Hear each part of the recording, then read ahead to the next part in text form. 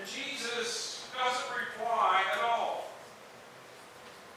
And the disciples seem to sense from his silence that he's blowing her off. So they ramp up their excitement and their nastiness, and they call out, "Send her away, for she keeps shouting at us." You know, the disciples have their own sort of perverse enthusiasm. Their hearts are in the right place, but their enthusiasm is just a little bit overwhelming. You know, these 12 see themselves as the chosen few, the cream of the crop, the entitled elite, the devoted dozen, the Lord's dream team. And they're passionate about Christ. And it seems at times they don't have much interest in sharing their master with the unenlightened masses. Jesus tells this woman he was sent only to the lost sheep of the house of Israel. And she comes and she kneels before Jesus. And we hear Jesus say perhaps the most troubling and puzzling thing in all the gospel. It's not fair to take the children's food and throw it to the dogs. And we kind of know, maybe instinctively, this doesn't sound like a nice thing to be saying. It doesn't quite sound like a Jesus thing that he just said. But he did. You see, you need to realize that the dogs in an ancient Near East weren't fluffy poodles or sweet Jack Russells or even your Tamper Heinz 57s from Moundsville or Marshall County animal shelter. And I was thinking about that the other day, and I remember a group of dogs, a group of people with their dogs. I know a number of you, from having talked to you, you've vacationed over in Canaan Valley, you've been to Blackwater Falls, you've rented a summer home over there, you've gone skiing there, and all that. But I'll bet most of you who have gone over there to vacation or traveled over in that area have never met this group of people and their dogs. You didn't see them very often. I used to hear them quite often hiking up some maybe brook trout stream to go fishing, fly fishing, and hear the dogs coursing through the mountains, running the blackberry. These men were houndsmen, and their dogs were bear hounds. They weren't pampered. They weren't well groomed. Oh, they didn't take them to the vet. Many of these dogs were valued $5,000 and $6,000 per animal. But occasionally you would see them down in town, and they would park at Sheetz to get gas, or they'd park over at the grocery store. You get out of your vehicle, and here's a dog box that fills the whole bed of the truck, and there's holes this big in the side of the house with their heads stuck out of the holes. That's not what got your attention. It was the odor. These dogs aren't fed, and they aren't groomed. They got your attention. But back to the Middle Near East in ancient times. These dogs weren't taken to the groomers or the vet to ensure their doggy health. You see, these dogs in the ancient Near East, they had a job to do in those tribes and in the towns and in the villages. The dogs ate the filth. They were the garbage collectors. You kept them around because you needed them. But you certainly didn't feed them, or touch them, or care for them. Dogs were on their own in the ancient Near East. Now this woman doesn't try to deny to Jesus that she is in exactly the position she's in. You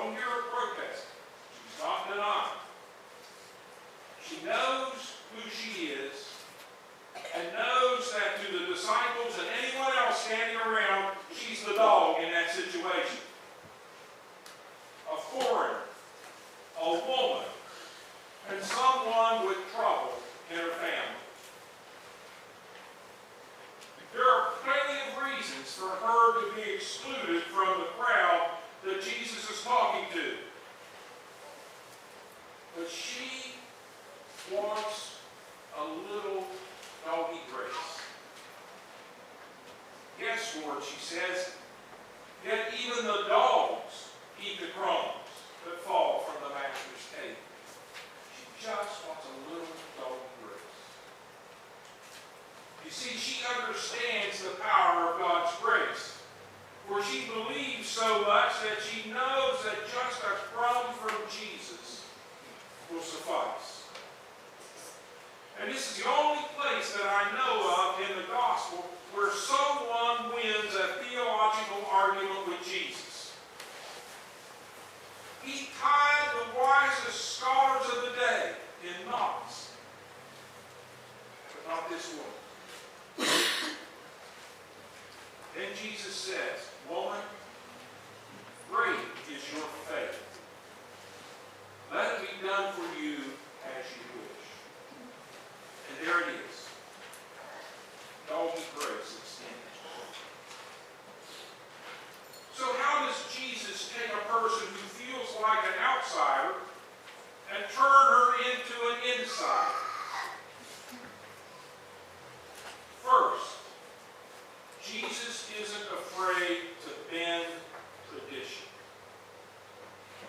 When he says it isn't fair to take the children's bread and throw it to the dogs, meaning it isn't right to take the spiritual nourishment meant for the Jews and toss it to the Gentiles, he's describing his tradition quite accurately. But when she replies, even the dogs eat the crumbs that fall from the master's table, he gives her credit for thinking outside of the box. You know, there's a place, folks, for honoring tradition. But when it stands in the way of touching people's lives, but not when it stands in the way of touching people's lives with gossip. Sometimes traditions are meant to be bent or even broken. Next thing, Jesus sees what others cannot see. The Canaanite woman doesn't have much, but she does have something, and in greater measure than the disciples even. And that thing that she does have is faith. You know, it's not easy to shed. This is the way that it's always been done mentality. It's not easy to shed it. It's easy to cherish the enthusiasm we have for our traditions and our patterns and our rituals and our programs. It's easy. It isn't easy to shed those things. But the challenge is to curb this kind of passion. Be willing to bend and maybe even break those patterns that keep people away from the saving grace of our Lord. Unfortunately, whenever we talk about making changes in the church, we get accused of taking good spiritual food, throwing it to the dogs. Like Jesus, we have to be willing to curb our enthusiasm for time-honored tradition and extend doggy grace if we're ever going to reach out to those that know nothing of our practices and our patterns. For many in our community, the things we say, the things we do, and the way we act inside these walls are completely foreign to people.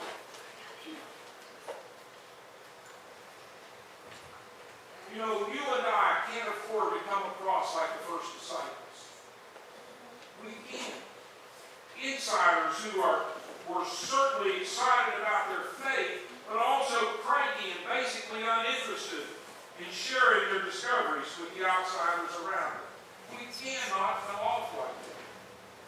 We can't afford to come off like those first disciples. You know, it's important for us to be willing to bend and even maybe break our patterns as we seek to improve our communication techniques. After all, Jesus did learn something from that Canaanite woman, didn't he? When she expanded his awareness of what even dogs under the table needed to eat. That's a powerful image when you think about it. Some of you are going to like this. So the Son of God could learn a life-changing lesson from a Canaanite woman. She challenged him, and she stretched him, and she pushed him to see the possibility for ministry to the Gentiles. Thank God she did. Where would you and I be? We Gentiles, where would we be?